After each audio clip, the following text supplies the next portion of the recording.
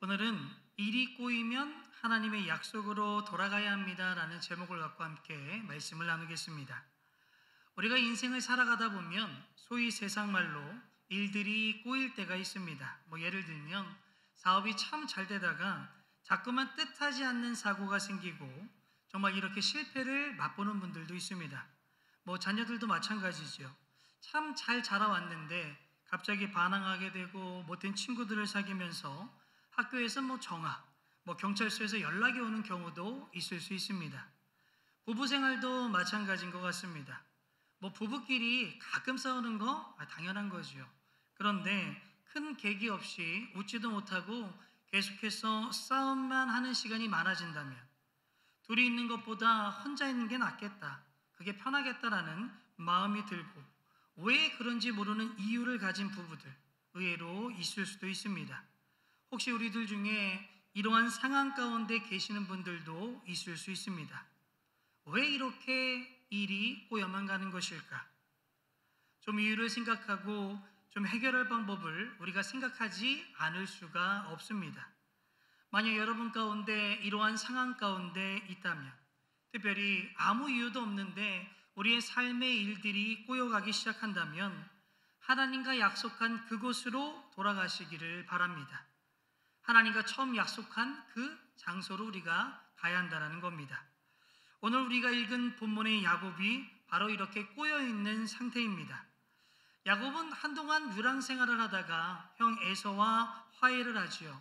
그래서 한 곳에 정착을 해서 편안하게 몇 년을 지내게 됩니다. 고생 끝에 참 편해졌다는 생각이 들 때에 난데없이 자신의 딸이 성폭행을 당합니다. 여기서 멈춘 것이 아니라 동생이 성적 폭행을 당했더니 오빠들이 복수를 한다고 그 가족을 몰살을 합니다.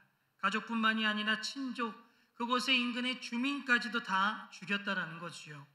그리고 그 사람들의 물건을 탈취하는 사건이 발생하게 됩니다.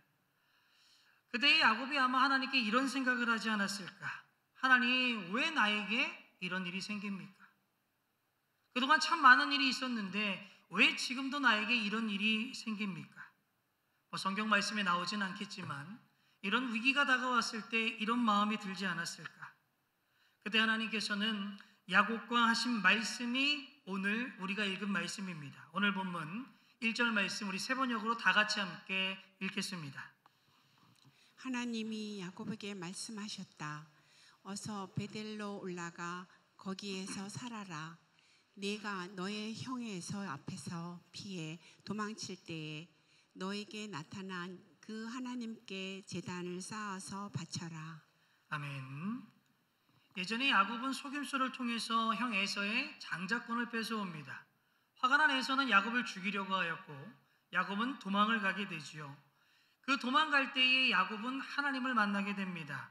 그 하나님과의 약속이 있는데 창세기 28장 22절 말씀에 보면 내가 기둥으로 세운 이 돌들이 하나님의 집이 될 것이요 하나님께서 내게 주신 모든 것에서 10분의 1을 내가 반드시 하나님께 드리겠다라고 이야기하고 있습니다. 야곱은 이 약속을 한 후에 떠돌다가 다시 하나님의 그 자리로 돌아오게 됩니다. 하나님 앞에 예배의 삶을 약속했는데 그 장소가 우리가 잘 알고 있는 베델입니다. 20년이 지나서 그곳에 돌아왔을 때 당연히 야곱은 베델에 돌아가서 터를 쌓고 예배를 드려야 됐지만 그는 그렇게 하지 않습니다. 자기가 그냥 편한 곳에 가서 삽니다. 세상에서 좋아 보였던 세겜 근처에서 그는 하루하루 살아가게 되고요. 그 살아감을 통하여 결국에 자신의 딸이 성폭행당하는 사건이 일어나게 된 겁니다. 그 사건 가운데 있는 야곱에게 하나님께서는 찾아오셔서 말씀하십니다. 네가 약속했던 그 베델로 돌아가서 예배를 드려라. 그래서 우리도 자꾸만 일들이 꼬이기 시작한다면 하나님과 한 약속이 있는가를 한번 생각해 보시기를 바랍니다. 만약에 우리가 하나님과 그동안 했던 약속이 있다면 그 약속으로 돌아가 하나님을 바라보시기를 바랍니다. 우리가 부부 생활이 꼬이기 시작하면 우리가 처음에 결혼할 때에 여러분 결혼할 때 무슨 각오를 가지셨습니까? 하나님한테 무슨 약속을 하셨고 어떤 서약을 했습니까? 그 약속을 기억하고 그것으로 돌아가시기를 바랍니다. 자꾸 자녀가 우리의 인생 가운데 꼬이기 시작한다면 처음에 아기를 가졌을 때의 기도 제목, 아이가 처음 태어났을 때의 그 마음을 한번 생각해 보시길 바랍니다. 그 약속들로 하나님 앞으로 나아가시기를 바랍니다. 또한 직장 생활 가운데 나의 사업이 하나하나 꼬이기 시작했다면 첫 직장에 갔을 때, 우리가 사업을 처음에 시작했을 때에 하나님과 했던 그 약속이 있을 겁니다. 그 약속으로 돌아가시기를 바랍니다. 우리가 이렇게 하나님 앞에 올렸던 약속으로 돌아갈 때에 두 가지를 행해야만 그 약속으로 돌아갈 수 있게 되지요. 창세기 35장 2절 말씀에 그 약속이 나오는데 우리 다 같이 함께 읽겠습니다.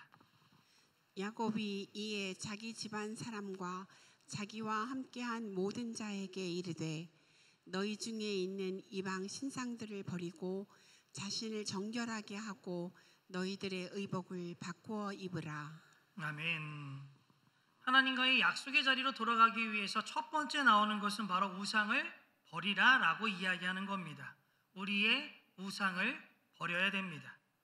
오늘 본문 4절 말씀에 보면 그들이 자기 손에 있는 모든 이방 신상들과 자기 귀에 있는 귀걸이들을 야곱에게 주는지라 야곱이 그것들을 세겜 근처 상수리 나무 아래에 묻었다라고 이야기합니다.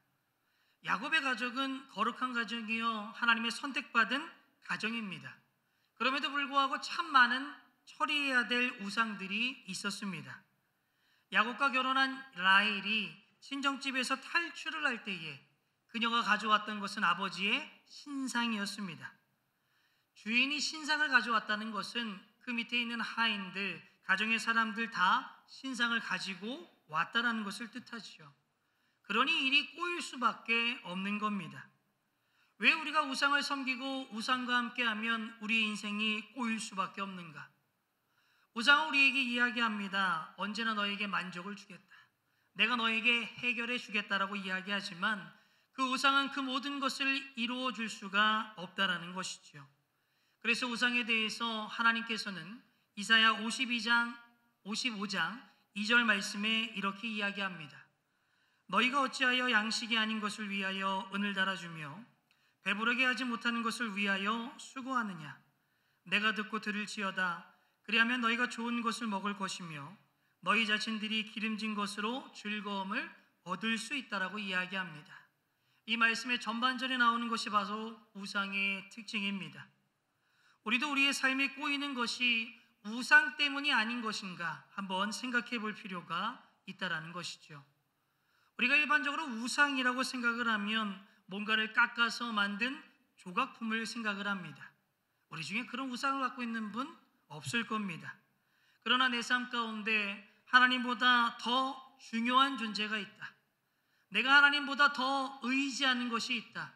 그것이 바로 우상입니다. 그 우상을 우리는 버려야 한다는 것이죠. 그래서 사도 바울은 골로새서 3장 5절 말씀에 우상에 대해 이렇게 이야기합니다. 탐심은 우상이다. 탐욕은 우상이다라고 이야기합니다. 우상은요, 조각품이 아니라 하나님보다 더 사랑하는 것, 하나님보다 더 많은 욕심을 갖게 하는 것, 탐심, 탐욕이 바로 우상 숭배라는 것을 우리가 잊지 않아야 됩니다.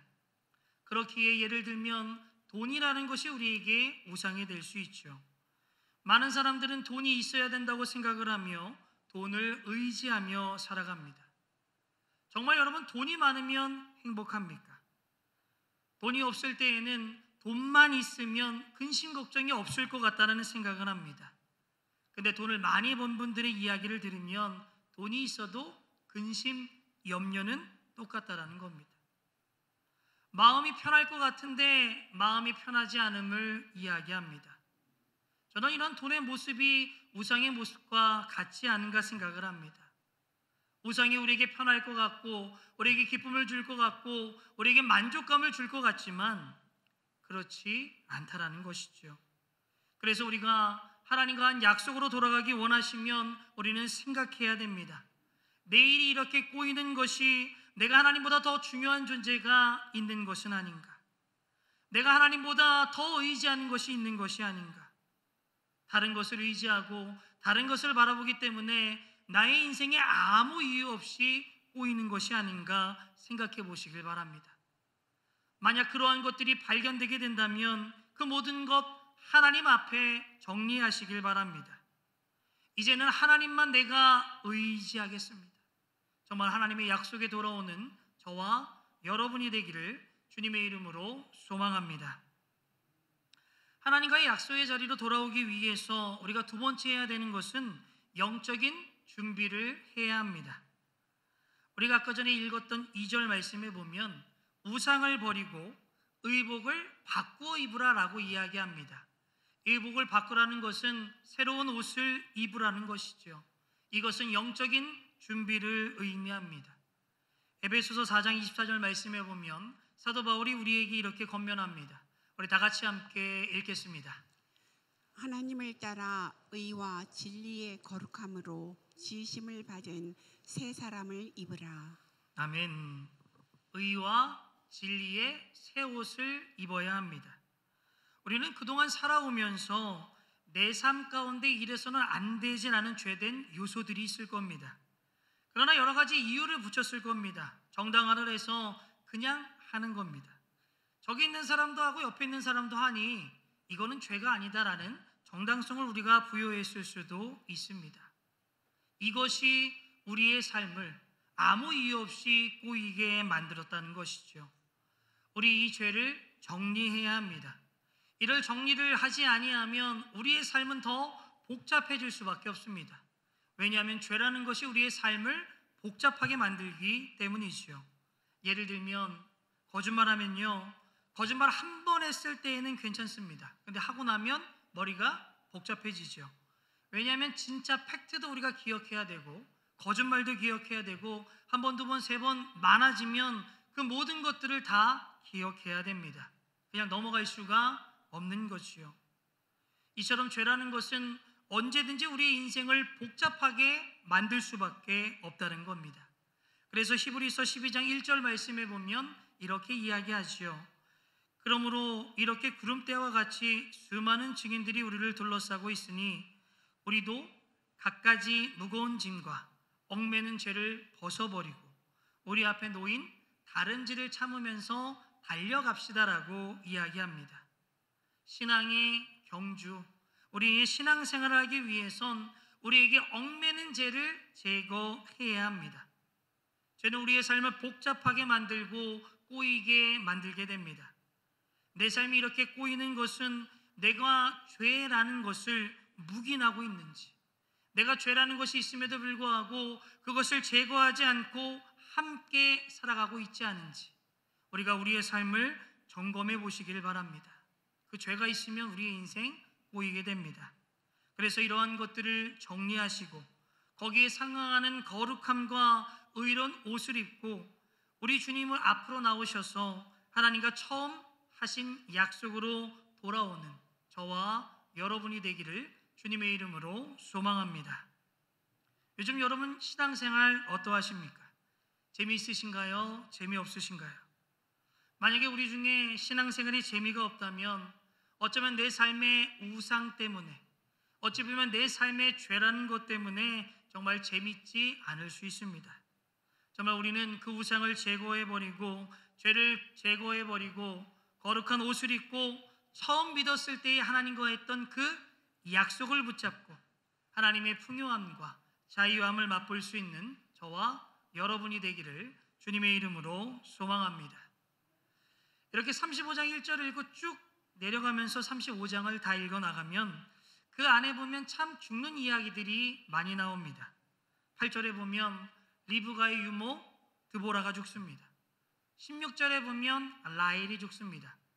27절 말씀에 보면 이삭이 죽게 되는데 그 이삭의 죽음에 대해서 28절과 29절 말씀에 보면 이렇게 설명합니다. 이삭의 나이가 180세라. 이삭이 나이가 많고 늙어 기운이 다함에 죽어 자기 열조로 돌아가니 그의 아들 에서와 야곱이 그를 장사하였다라고 이야기합니다. 우리가 이렇게 말씀을 쭉 보면 옛 세대들이 점점 죽어가고 있는 것을 보게 됩니다. 이것은 무엇을 나타내는가? 하나님의 경륜 가운데 쓰임을 받았던 한 세대가 지나가고요. 그 다음 세대로 계승이 되어 간다라는 겁니다. 그래서 이 다음부터는 말씀을 읽어보시면 야곱의 아들들, 특별히 요셉이라는 아들이 주인공이 되어 모든 말씀이 진행되고 있음을 발견하게 됩니다. 이 말씀을 보면서 하나님께서 우리를 사용하실 때가 있는 것 같습니다. 그래서 우리는 사용받을 수 있을 때 사용받고, 그 다음께 하나님께서 나를 사용하는 때가 지나면 그 다음에 후진들에게 나의 사역을 계승해주고, 이것이 우리의 책임이 아닐까라는 생각을 하게 됩니다. 많은 교회들이 세대 교체를 합니다. 저희 지방에 있는 많은 교회들도 세대 교체를 합니다. 잘된 교회도 있고 안 된 교회도 있죠. 그래서 안 된 교회들을 살펴보았더니 그 안 된 이유는 세대 교체가 이루어질 때에 당대에 사역했던 분들이 그것을 계승하지 않고 그것을 이어갈 때에 그 세대 교체가 이루어지지 않는 것을 보게 됩니다. 자기의 영향력을 붙잡고 있기 때문에 더 이상 계승이 안 되었다라는 거죠. 하나님께서 쓰셨고 이제는 그 세대가 끝났는데, 그러면 후임들에게 물려주어야 하는데 계속해서 영향력을 행사할 때에 문제가 생긴다라는 겁니다. 우리 때만 잘 되는 것이 중요한 게 아닙니다. 다음 세대의 그 잘 됐던 것을 계승해 주는 것, 이것이 정말 중요한 것이며 우리의 책임이라는 것을 우리는 잊지 않아야 됩니다. 그런데 이게 쉽지는 않습니다. 그렇게 우리는 더욱더 훈련하고 더욱더 의지적으로 노력하는 것이 필요하다는 것을 다시 한번 깨닫게 됩니다. 그런데 이것은 교회뿐만이 아니라 가정에서도 해당이 되죠. 장성한 자녀가 있는데 부모들 가운데 자녀에게 장성했으면 결정권도 주고 본인의 삶에 본인이 영향력을 끼칠 수 있게 해줘야 되는데, 그 영향력을 계속해서 부모가 행사하려고 하는 분들이 있습니다. 돈으로 자녀에게 영향력을 끼치는 분들도 있죠. 이것은 사회적인 문제가 됩니다. 소위 캥거루족, 마마보이라고 일컬게 된다는 것이죠. 하나님이 나를 쓰실 때가 지나면 이렇게 물러날 수 있는 그 영향력과 결정권과 모든 권리를 물려줄 수 있는 지혜가 우리에게 있어야 됩니다. 저는 그 지혜의 모습을 이삭에게 발견하게 되죠. 저는 말씀을 쭉 읽으면서 27절에 이삭의 얘기가 나와서 놀랐습니다. 왜냐하면 그 전에 이삭의 얘기가 안 나와서 소천하신 줄 알았습니다. 근데 소천한 것이 아니라 딱 이때 돌아가시더라고요. 그럼 왜 이삭이 이렇게까지 등장하지 않았을까? 물론 이삭의 소극적인 성격도 들어갔을 겁니다. 그러나 그는 믿음의 사람이었다는 거죠.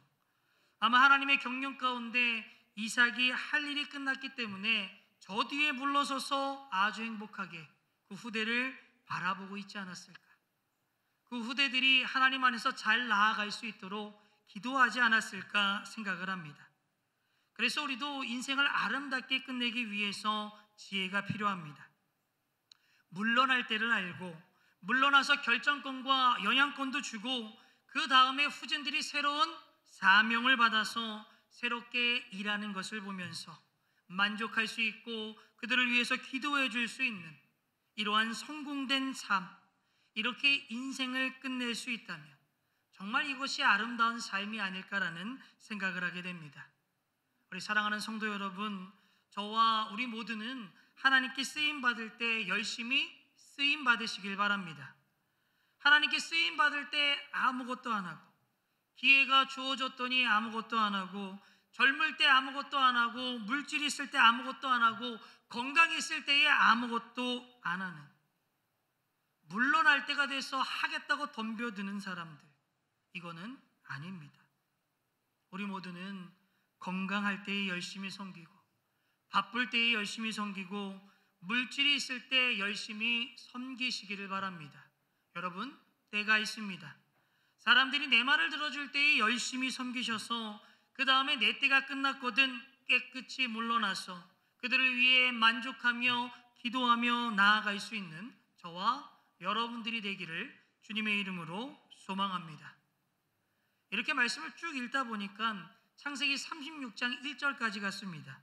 36장 1절에 보니까 이렇게 이야기합니다. 곧 에돔의 족보는 이러하다라고 이야기하면서 쭉 에돔의 그 족보들에 대해서 이야기합니다. 36장을 쭉 읽어 내려가면서 그들의 후손들을 바라보며 제가 두 가지를 바라보게 됩니다. 첫 번째는 에서의 후손들 참 많이 번성했다. 두 번째는 에서의 후손들 참 잘됐다. 세상적인 눈으로 봤을 때 에서의 자손 참 잘됐습니다. 창세기 31장 말씀에 보면 이스라엘에 아직 왕이 없을 때에 에돔 땅에는 에서의 후손들에게는 왕이 있었다라고 이야기합니다. 창세기는 아마 모세가 썼다라고 학자들이 이야기합니다. 그 당시에 이스라엘은 왕이 없는데 에서의 후손들은 왕을 계속해서 배출하고 있는 겁니다. 그럼 야곱의 후손들은 지금 뭐 하고 있느냐? 37장 말씀에 보면 야곱은 아직도 아버지가 거류하는 땅에 있습니다. 에돔의 자손 번성하는데 야곱은 남의 땅에 살기도 하고요. 그 자손이 너무 미비합니다. 그러나 우리는 성경의 끝을 보았기에 알 수 있습니다. 한참 세월이 지난 다음에 야곱의 후손이 에돔의 후손을 어떻게 합니까? 정복합니다. 무엇보다 야곱의 후손이요 가장 크게 누렸던 축복은 그 당시에 메시아가 예수 그리스도가 그의 후손으로 태어났다라는 것이죠. 그러나 그 당시만 보면 에서는 축복받은 사람이었고 야곱은 축복받지 않은 사람이었습니다. 그런데 이런 삶의 모습은 우리와 마찬가지가 아닌가라는 생각을 하게 됩니다. 우리 예수 믿는 사람들은 일반적으로 일이 잘 풀립니다. 예수 믿는 사람은 일반적으로 안 믿는 사람들보다 훨씬 부부가 행복합니다. 예수 믿는 사람은 일반적으로 예수 안 믿는 사람들의 자녀보다 우리의 자녀가 더 잘 됩니다. 예수 믿는 사람들은 직장 생활 잘 풀리고 사업이 잘 되는 것이 원칙입니다. 그런데 가끔 가다가 보면 안 믿는 사람들이 믿는 사람들보다 훨씬 잘 사는 경우들도 있고 정말 잘 믿는 사람인데 역경과 고난 가운데 살아가는 것을 발견하게 됩니다. 그러면 우리는 의문을 던지게 되죠. 나에게 역경과 고난이 없고 잘 될 때는 아무 생각이 없습니다. 그런데 그런 고난과 역경을 얻게 되면 이런 생각을 하게 되죠. 안 믿는 사람들 사업 잘 되는데 나는 왜 이러는 것일까? 예수 안 믿는 사람들 다 잘 풀리는데 왜 나는 이렇게 힘이 들까? 왜 나의 인생은 이렇게 꼬여만 가는 것일까? 이런 생각을 우리도 언제든지 할 수 있다는 겁니다.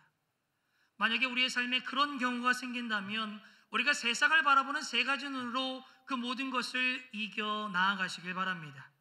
첫 번째 우리가 가져야 되는 세상적인 첫 번째 눈은 세상적인 복과 행복은 상관이 없다는 겁니다. 행복은 세상적인 복과 상관이 없다. 세상적인 사람들은 물질적으로 세상의 눈으로 성공했을 줄 모르지만 가진 것이 많을 줄 모르지만 그렇다고 해서 꼭 행복한 것은 아닙니다. 역으로 안 믿는 사람들, 그 사람들보다 내가 가진 것이 별로 없고 갖춘 것도 별로 없을지라도 그렇다고 해서 내가 불행한 것 아닙니다. 한 걸음 더 나아가 우리는 얼마든지 행복할 수 있다라는 것을 늘 기억하며 살아가길 바랍니다. 우리에게 주어진 행복이라는 것은 외적인 것이 아닌 여러분 내적인 것입니다. 그래서 엄청나게 돈을 많이 가지고 있어도 불행할 수 있고요. 돈이 하나도 없어도 행복할 수 있습니다. 안 믿는 사람들이 세상적인 복을 누릴 때에 반드시 그것을 행복으로 느끼는 것이 아닙니다. 거꾸로 세상적인 복이 없다고 해서 그것을 불행이라고 우리가 생각하지 않았으면 좋겠습니다. 하나님이 물질 주시면 너무 좋죠. 그런데 물질이 없을 때에도 우리는 행복하는 법을 배워야 됩니다. 그것을 사도 바울은 자족하는 삶이라고 이야기합니다. 하나님께서 출세시켜 주시면 너무 좋지만 출세 안 시켜줘도 우리는 그 안에서 행복할 수 있어야 됩니다. 바로 그것이 우리에게 하나님께서 원하시는 것이죠. 세상을 바라보는 두 번째 눈, 이 내적인 행복과 연결이 됩니다. 바로 예수님을 닮으면 행복해진다라는 겁니다. 예수님을 닮으면 행복해진다. 우리가 어떻게 행복해질 수 있습니까? 내적인 것이라는 것은 예수님을 닮아가면 닮아갈수록 우리의 삶이 행복해진다는 겁니다. 예를 들어서 예수님께서 이 땅에 오실 때에 우리에게 말씀하신 것은 당신은 섬김을 목적으로 이 땅에 오셨다라는 겁니다. 마태복음 20장 28절 말씀에 보면 이렇게 고백합니다. 인자가 온 것은 섬김을 받으려 함이 아니라 도리어 섬기려 하고 자기 목숨을 많은 사람의 대속물로 주려고 합니다 라고 이야기합니다. 우리가 예수님을 닮아간다는 것은 내가 섬김을 받는 것이 아니라 섬길 수 있는 사람으로 변해간다는 겁니다. 그러면 여러분, 섬기는 것이 행복합니까? 섬김을 받는 것이 행복합니까? 일반적으로 보면 섬김을 받는 것이 행복하다는 느낌을 받습니다. 그런데 우리가 섬김을 받다 보면 그것이 익숙해집니다. 익숙해지면 섬겨주지 않을 때에 불평을 갖게 되고 그 모든 것에 불만을 갖게 되는 것을 보게 되지요. 그런데 섬기는 사람은, 섬긴다라는 것은 그 남의 필요를 채워줌을 의미합니다. 남의 필요를 채워주면 행복하지요. 예를 들어서 젖 먹이는 어머니에게 물어보십시오. 젖을 먹일 때에 주는 입장인데 그 어머니 행복하다고 합니다. 배고파하는 사람들이 있을 때에 그들에게 음식을 대접하고 그들이 먹는 모습을 볼 때에 행복하지 않으십니까?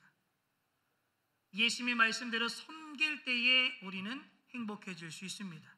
바로 예수님을 닮아가면 행복해진다는 겁니다. 예수님 마태복음 11장 29절에 이렇게 말씀합니다. 우리 함께 읽겠습니다. 나는 마음이 온유하고 겸손하니 나의 멍에를 메고 내게 배우라. 그리하면 너희 마음이 쉼을 얻으리니. 아멘. 예수님께서는 우리에게 쉼을 얻는 방법에 대해서 이야기합니다. 당신의 마음이 겸손하고 온유하다라는 이야기를 함께 하시죠. 겸손과 온유하다. 겸손한 사람이 행복합니까? 거만한 사람이 행복합니까? 일반적으로 거만한 사람이 행복하다는 생각을 하게 됩니다. 왜냐하면 거만한 사람은 지멋대로 하니까, 하고 싶은 대로 하니까 행복하지 않을까라는 생각을 합니다. 그런데 거만한 사람들의 모습을 보면 늘 남들과 비교하죠. 자기가 좋은 것을 갖고 있을지라도 남보다 못하다면 그 사람은 열등의식과 불만을 가지게 된다는 겁니다. 혹시 우리 주위에 거만한 사람 다음에 마음이 불편한 분들이 있다면 속상해하지 않으셔도 됩니다. 하나님이 이미 그 사람 안 행복하게 하셨어요. 우리까지 건드릴 필요 없습니다. 놔두시면 돼요. 그러면 겸손한 사람은 어떻습니까? 겸손한 사람은 자기 위치를 압니다. 하나님의 사랑을 합니다. 작은 것을 줘도 그것에 대한 행복을 느낄 수 있고 만족감을 누릴 수 있다는 겁니다. 예수님을 닮아가면 닮아갈수록 우리는 행복해집니다. 그래서 우리로 하여금 하나님께서는 예수님을 닮게 하기 위해 우리에게 주시는 것이 있습니다. 바로 고난과 역경입니다. 이것을 통하여 예수님을 닮을 수 있도록 우리를 훈련시키신다는 거죠. 그런데 고난과 역경이 올 때에 안 믿는 사람들은 예수 믿는 사람들을 바라보며 바보 같다는 생각을 합니다. 없어 보일 수도 있고 세상적으로는 잘못됐다는 생각을 할 수 있습니다. 그러나 그 모든 고난과 역경은 예수 그리스도를 닮아가기 위한 하나님의 훈련이라는 것을 꼭 잊지 않기를 원합니다. 그래서 히브리서 12장 11절 말씀에 보면 무릇 징계는 어떤 것이든지 그 당시에는 즐거움이 아니라 괴로움으로 여겨지지만 나중에 이것으로 훈련받은 사람들에게 정의의 평화로운 열매를 맺게 하겠다라고 말씀합니다. 하나님께서 궁극적으로 우리에게 원하시는 것은 내가 행복해지는 겁니다. 평안 가운데 살기를, 정말 기쁨 가운데 살기를 하나님께서 원하시기 때문에 우리를 훈련시키시는 겁니다. 예수님을 닮아가는 훈련을 통해 더욱 행복의 자리, 기쁨의 자리로 나아갈 수 있는 저와 여러분들이 되기를 주님의 이름으로 소망합니다. 우리가 마지막으로 세상을 바라보는 세 번째 눈은 하나님께서 우리의 필요를 채워주신다라는 겁니다. 하나님이 우리의 필요를 채워주신다. 만약에 우리에게 역경과 고난만 닥친다면 그것은 예수님을 닮기 위한 겁니다 라고 이야기한다면 위안이 안 될 겁니다. 그런데 하나님께서는 살아계시기 때문에 역경과 고난이 있다면 그것의 균형을 맞춰서 우리에게 축복과 기적의 그 균형을 맞춰주신다는 겁니다. 바로 생활의 필요를 채워주신다는 거죠. 예수님께서 마태복음 6장 33절 말씀에 보면 너희는 먼저 그의 나라와 그의 의를 구하라. 그리하면 이 모든 것을 너희에게 더하여 주신다라고 말씀합니다. 말씀에 나오는 모든 것은 일상의 필요를 이야기합니다. 우리가 고난과 역경이 힘든 이유는 아마 그 자체도 좀 힘들 겁니다. 그러나 그것이 더욱 힘든 이유는 내가 이러다가 직장에 잘리는 것이 아닌가, 내 사업이 망하는 것이 아닌가, 정말 사회에서 낙오자가 되는 것이 아닌가, 그래서 우리 가족이 다 굶으면 어떻게 하나, 이런 두려움이 있기 때문일 겁니다. 근데 말씀을 통해서 우리가 알 수 있는 것은 마음을 놓아도 된다는 겁니다. 우리는 하나님 나라와 의를 구하는 사람들입니다. 그런 사람에게 주는 고난, 역경은 훈련이기 때문에 이 훈련 감당하지 못하는 거 우리에게 주시지 않는다 이야기합니다. 그 훈련 피할 길을 우리에게 마련해 주겠다라고 이야기합니다. 그것과 더불어 모든 것, 우리의 생활의 필요를 채워주시겠다라고 약속하여 주신다는 겁니다. 여러분, 우리가 믿고 있는 하나님, 천지 만물을 만드신 분입니다. 능력의 하나님, 기적의 하나님입니다. 우리가 그 하나님 나라와 의를 구하며 살 때에 길도 열어주시고 필요도 채워주시고 크고 작은 기적을 베풀어 주셔서 정말 하나님이 살아계심, 하나님의 역사를 우리가 체험하게 될 줄로 믿습니다. 늘 그 믿음을 갖고 함께 살아가기를 원합니다. 여러분, 지금의 생활 어떠하십니까? 행복과 즐거움 가운데 계신 분들이 있다면 계속해서 행복하시고 즐거우시길 바랍니다. 그 가운데 하나님께 감사하며 하나님을 더욱더 찬양하시길 바랍니다. 그런데 우리의 삶에 일이 꼬이고 역경과 고난 가운데 계신 분들이 있다면 우상을 버리시고 죄를 정리하시고 하나님의 약속으로 돌아가시길 바랍니다. 이것 또한 예수님을 닮아가는 훈련임을 알고 그 길 가운데 그 모든 것을 잘 감당하여 정말 주님이 원하시는 자들로 변화되어 하나님께 영광 돌릴 수 있는, 그래서 늘 하나님과 동행할 수 있는 저와 여러분이 되기를 주님의 이름으로 소망합니다.